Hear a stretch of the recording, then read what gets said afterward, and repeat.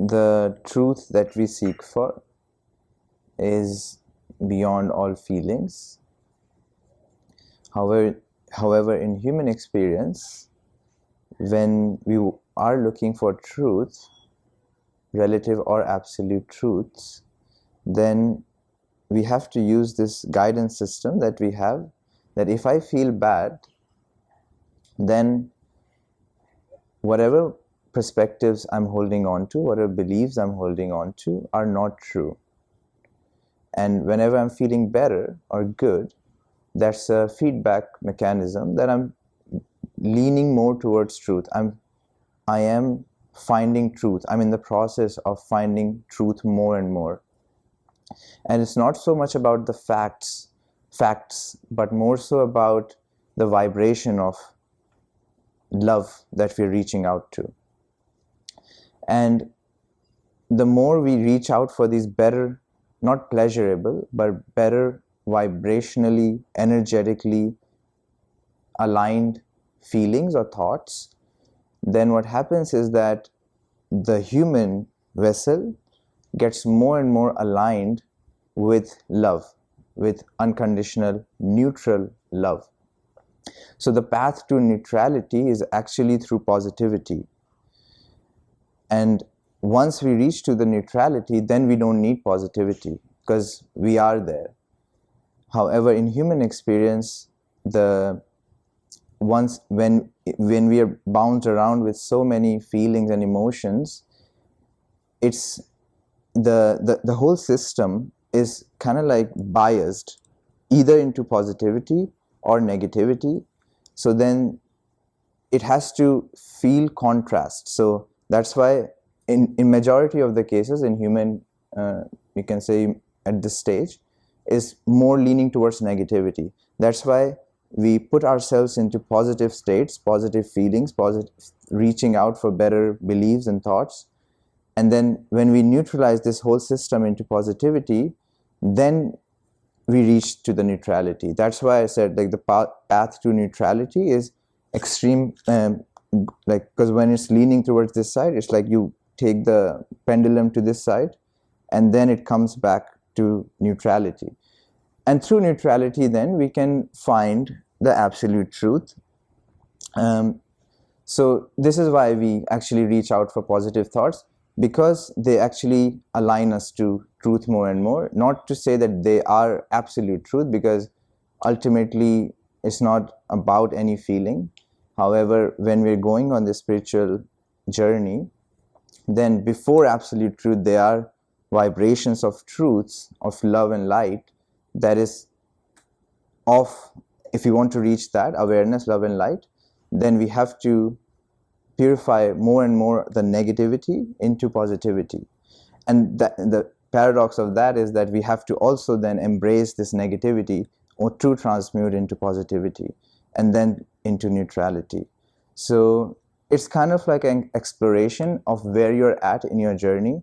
If you're a fairly balanced being, then you actually don't need positivity. It's just like you don't need it. But as I said, like in most human cases, we do need a lot of positivity before we can actually get to the true unconditional love, of neutral unconditional love, which is not biased towards this or that. So it's like a process, it's like a journey that unfolds. And we can always ask ourselves, if we are feeling a lot, let's say we are in a suffering state. So if we are there, then we need to, because I can give now examples so that you guys can relate back to your lives and apply whenever needed. So if you're in a lot of low states, suffering states, then what you want to reach out for is not neutrality. You want to reach out for extreme positivity, not in the way that you distract yourself, but more so the better feelings, the better beliefs, the better perspectives, the more harmonized vibrations. You want to reach out for those, not neutrality. And let's say if you are going through amazing time in your life, you're traveling and you're having like new experiences, meeting new people, and life is all good, love and light, everything is great, then it's not so much that you need to reach for negativity, although you do need to accept everything. And if you have accepted everything, then you reach out for more stillness, neutrality, that even in these conditions, I'm not just all over the place. I'm just like, there's an inner stillness, inner neutrality within me that is pervading all the time, that I'm not attached to these experiences, that doesn't matter actually how I feel, because there's this neutral awareness that is always shining forth. So I'm focusing on that more rather than just enjoying. Also, I can still enjoy, but I am more abided in non-attachment from everything that I'm experiencing here, and I'm just aware of everything. I'm still enjoying. So this is like the two extremes we can apply where we are at. And if we are feeling very neutral, very accepting of this and that, and feeling comfortable with everything, and no fear. So fearlessness comes in when we don't have any fear of this or that, or any attachment to this or that, or detachment from this or that. Then when we are in this place, then we are now, as this neutral, unconditionally loving being, we have the power to create more, to choose more.